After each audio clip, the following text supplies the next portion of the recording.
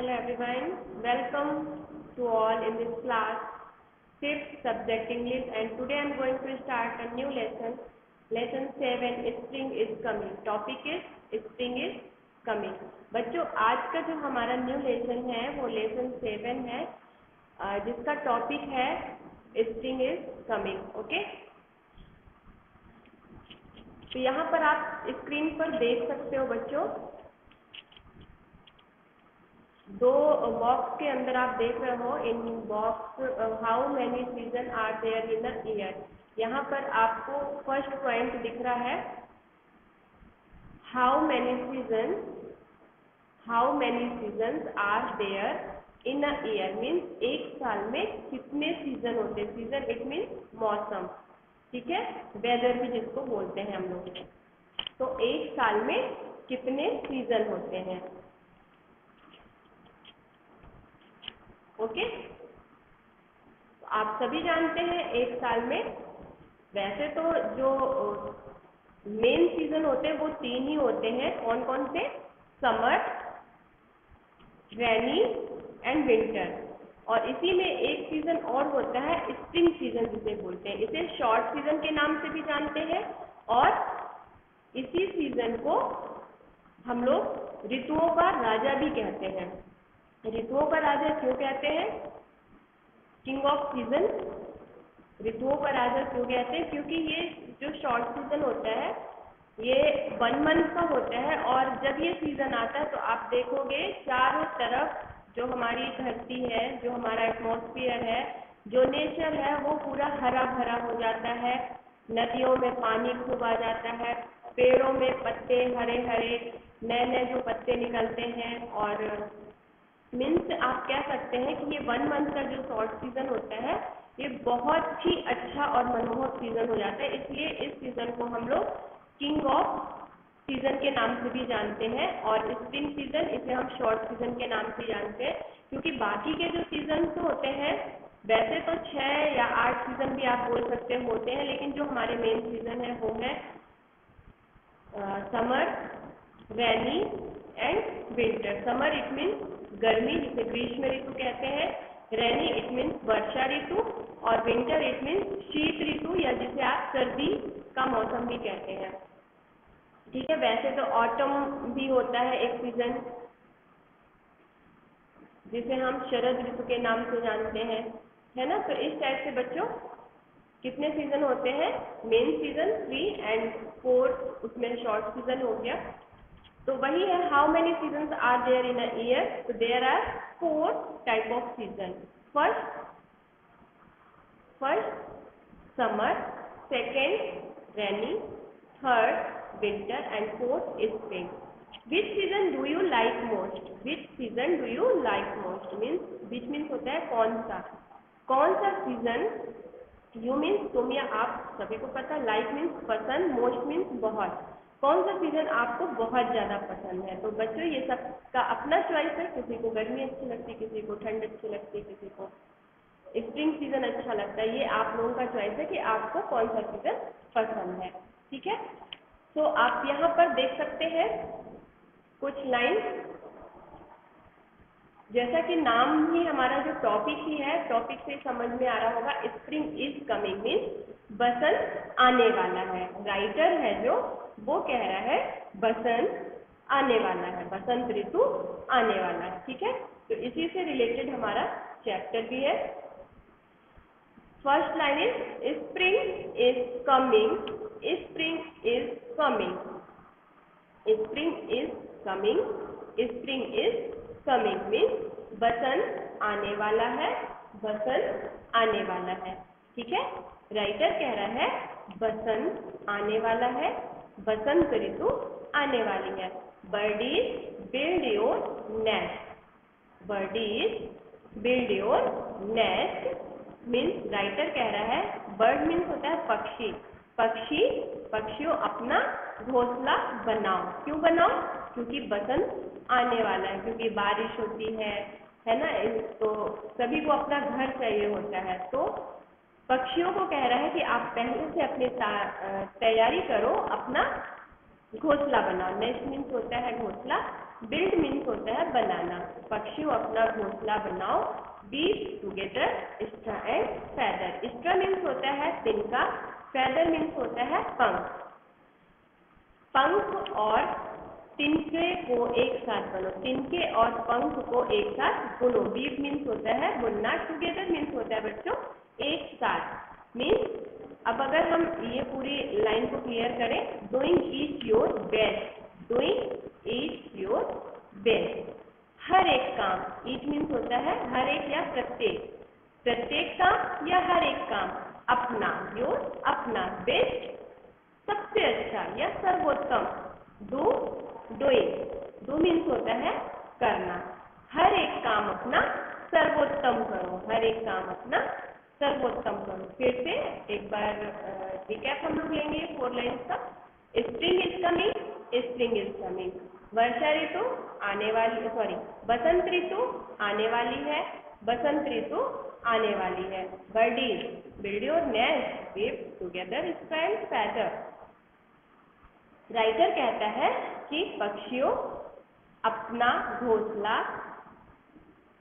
Straw it means तिनके और feather एक साथ बुनो, अपना घोंसला बनाओ, तिनके और पंख, तिनके और पंखों को एक साथ बुनो।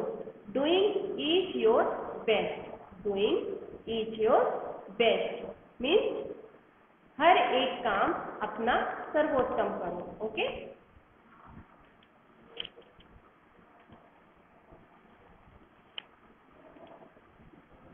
फिर नेक्स्ट लाइन आप देख सकते हो, नेक्स्ट स्टैंजा क्या है बच्चों? Spring is coming, spring is coming, spring is coming, spring is coming, ये लाइन का जो मीनिंग है वो आप लोगों को आ रहा होगा। बसंत ऋतु आने वाली है, बसंत ऋतु आने वाली है। Flowers are coming to, flowers are coming to, और बसंत ऋतु में और क्या होता है? जो फूल है वो भी आने वाले हैं। बसंत ऋतु आने वाली है, बसंत ऋतु आने वाली है, फूल भी आने वाले हैं। अब कौन कौन से फूल? Pansies, lilies, daffodils now are coming through, now are coming through, pansies, lilies, daffodils now are coming through means ये जो फूलों का टाइप है, पैंसीज, लिली, कुमुदनी, daffodil, Nargis, now are coming through, अब ये भी आने वाले हैं। आई होप बच्चों आप लोगों को समझ में आ रहा होगा। मैं एक बार फिर से रिकैप करती हूँ। Spring is coming, spring is coming, बसंत ऋतु आने वाली है, बसंत ऋतु आने वाली है। फ्लावर्स आर कमिंग टू, फूल भी आने वाले हैं। Like that pansies, lilies, daffodils now are coming through, pansies, कुमुदनी और नरगिस अब ये भी आने वाले हैं। आई होप आप लोगों को समझ में आ रहा होगा word to word. Next, spring is coming, spring is coming, बसंत ऋतु आने वाली है, बसंत ऋतु आने वाली है। तो बच्चों जब बसंत ऋतु आती है ना तो चारों तरफ का माहौल बहुत ही अच्छा हो जाता है। और आप अभी भी देख रहे होंगे जैसे ये वर्षा ऋतु भी चल रही है ना, तो सीजन आप देख रहे होंगे, बारिश होती है तो पौधे हरे भरे होते हैं, पक्षियों का चहचहाना, तो ऐसे ही बसंत ऋतु में भी होता है। चारों तरफ खेत, धरती आप देखोगे तो हरी भरी दिखेगी, खेत हरे भरे दिखेंगे, नदियों में पानी होता है ना, पक्षियों की चहचहाहट होती है।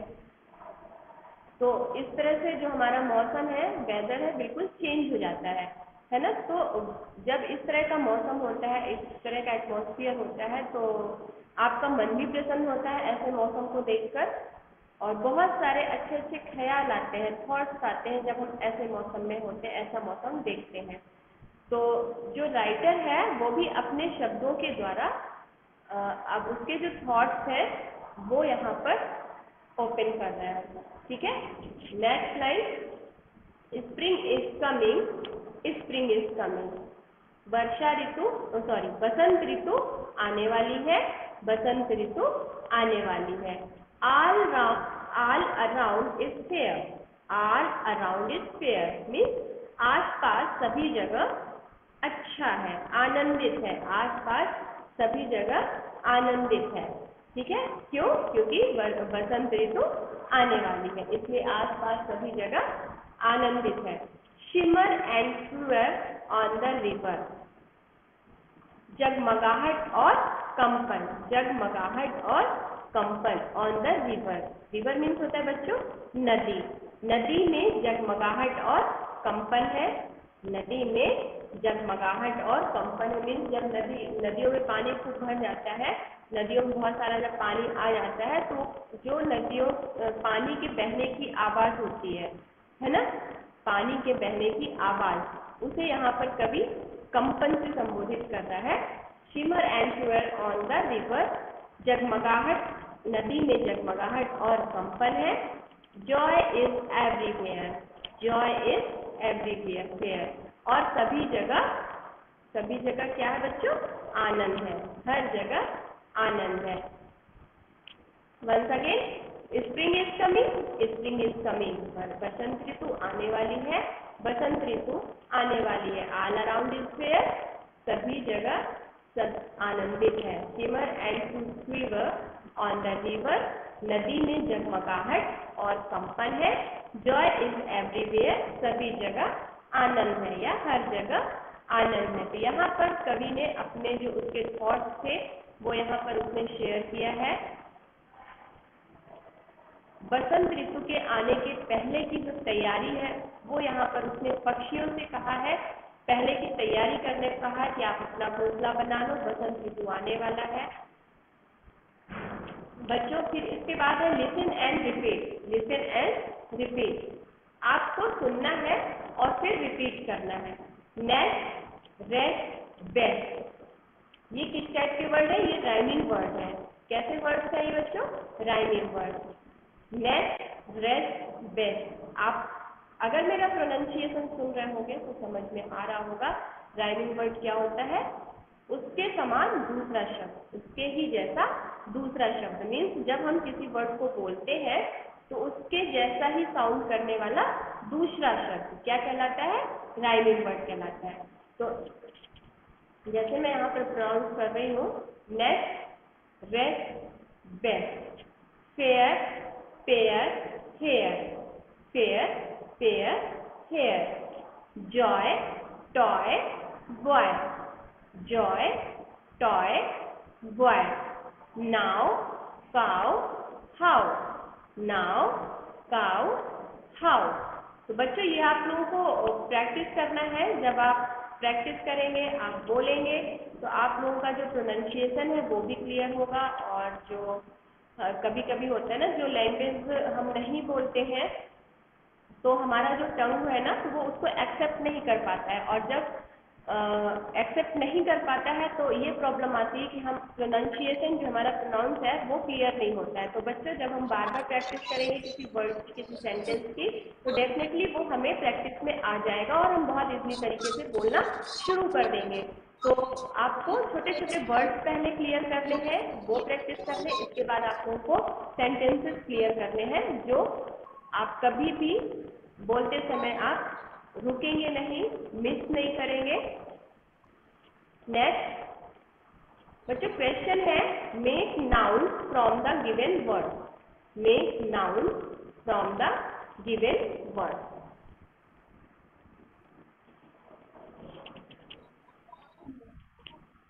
Welcome Meenakshi.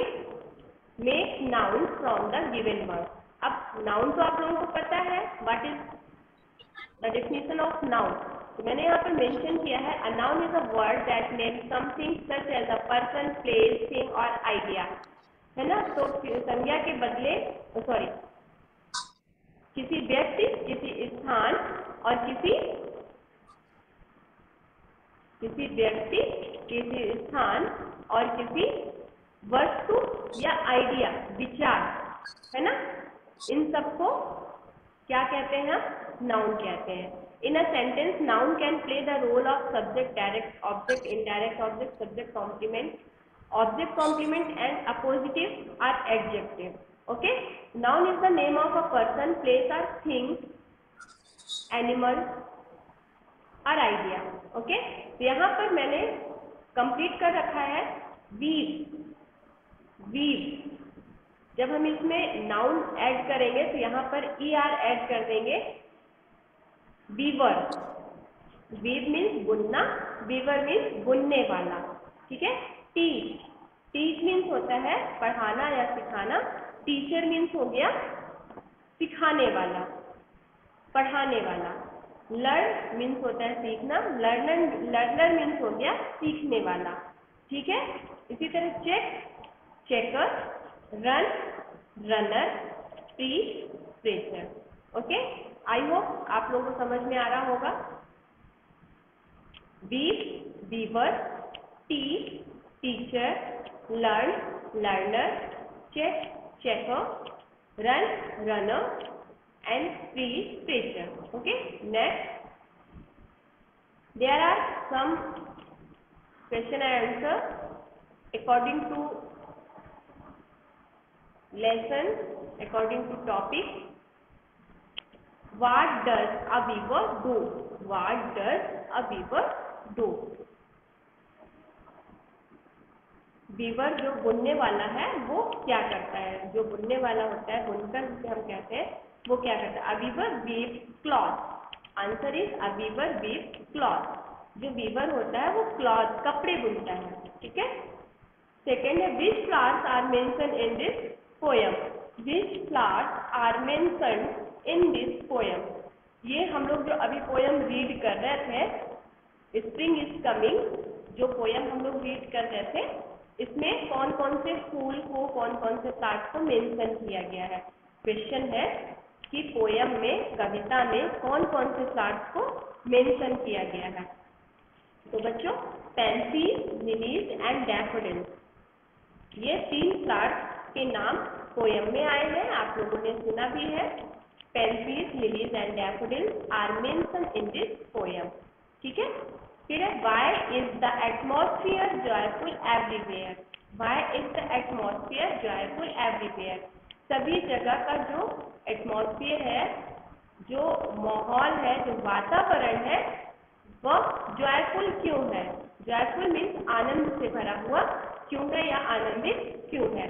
The atmosphere is joyful everywhere because the spring is coming. क्यों है आनंद से भरा हुआ, क्यों है आनंदित वातावरण? क्योंकि बसंत आने वाला है। Okay, whom does the poet ask to make a nest? whom does the poet ask to make a nest?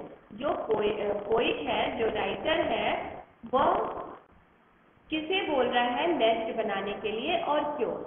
Writer nest, घोंसला बनाने के लिए किसे बोल रहा है और क्यों बोल रहा है? तो the poet asked the bird to build their nest. तो पोइट किसको बोल रहा है नेस्ट बनाने के लिए? बर्ड्स को बोल रहा है नेस्ट बनाने के लिए। क्यों बोल रहा है? Because they make nest in spring, क्योंकि वह बसंत ऋतु में उनका अपना जो उनका घोंसला होता है वो बनाते हैं, इसलिए वो बोल रहा है कि आप अपना घोंसला बनाओ। मीन्स बर्ड्स को बोल रहा है पोइट कि अपना घोंसला बनाओ क्योंकि बसंत आने वाला है। What is a nest made of? What is a nest made of? Means जो नेस्ट है वो किससे बना है? A nest is made of straw and feather. Straw and feather. जो नेस्ट बना हुआ है, जो घोंसला बना हुआ है, वो तिनके और पंख से बना हुआ है। फिर what does the poet mean by all around is fair? All around is fair means सभी जगह आनंदित है। इसका क्या मतलब है? Poet, what does the poet mean by all around is fair? सभी जगह आनंदित है, इस लाइन का क्या मतलब है? The poet means that the whole environment is beautiful and joyful. जो राइटर का मतलब है वो क्या है कि होल एनवायरनमेंट मीन्स पूरा वातावरण, पूरा पर्यावरण, पूरा वातावरण बहुत सुंदर और आनंदित है। मीन्स आनंद से भरा हुआ है। What is the central idea of the poem? इस पोयम का जो आइडिया, जो विचार है वो क्या है? The central idea of the poem is the delight, joy of spring. Means जो बसंत ऋतु है वह बहुत ही आनंदित है, मीन्स आनंद से भरा हुआ है।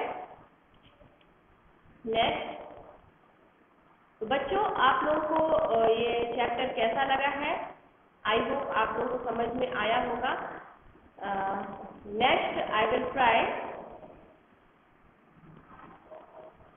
Next lesson 8 Maheshwar. हमारा जो नेक्स्ट टॉपिक होगा वह होगा महेश्वर। और बच्चों आप लोगों को ये वीडियो मैं शेयर कर दूंगी और आई होप आप लोगों को बहुत इजीली समझ में आ गया होगा। और अगर नहीं समझ में आता है तो आप लोग उसमें मैसेज कन्वे कर सकते हैं।